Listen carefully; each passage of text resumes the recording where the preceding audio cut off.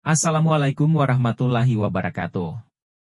Halo, pada tutorial ini kita akan membuat dan mengelola database berita dengan dua tabel, yaitu TB_kategori dan TB_berita. Kita juga akan melakukan berbagai operasi DML, fungsi-fungsi SQL, serta penggabungan tabel menggunakan join. Terakhir, kita akan menampilkan data sebelum dan sesudah operasi delete. Langkah pertama, kita buat database berita dan menggunakannya, ketikkan perintah create database berita, lalu use berita, untuk memilih database tersebut sebagai database aktif. Langkah kedua, kita buat tabel TB_kategori dan TB_berita dengan perintah berikut. Untuk TB_kategori, tabel ini berisi ID_kategori sebagai primary key yang bertipe INT, NM_kategori bertipe varchar dengan panjang 30 karakter, dan deskripsi bertipe varchar dengan panjang 200 karakter.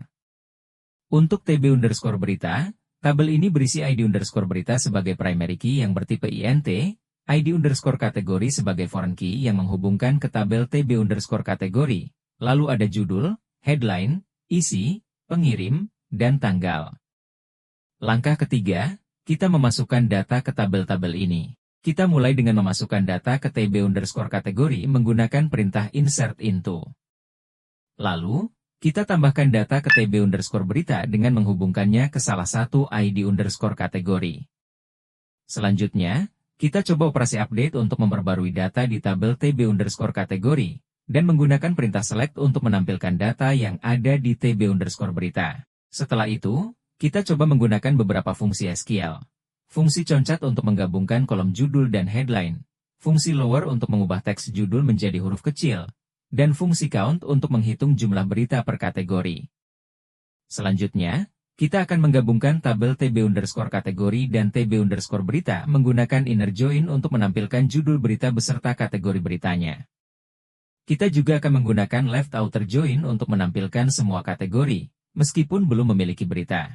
Kemudian, kita tampilkan data di tabel TB_berita sebelum menghapus salah satu datanya. Ketik perintah select from TB_berita.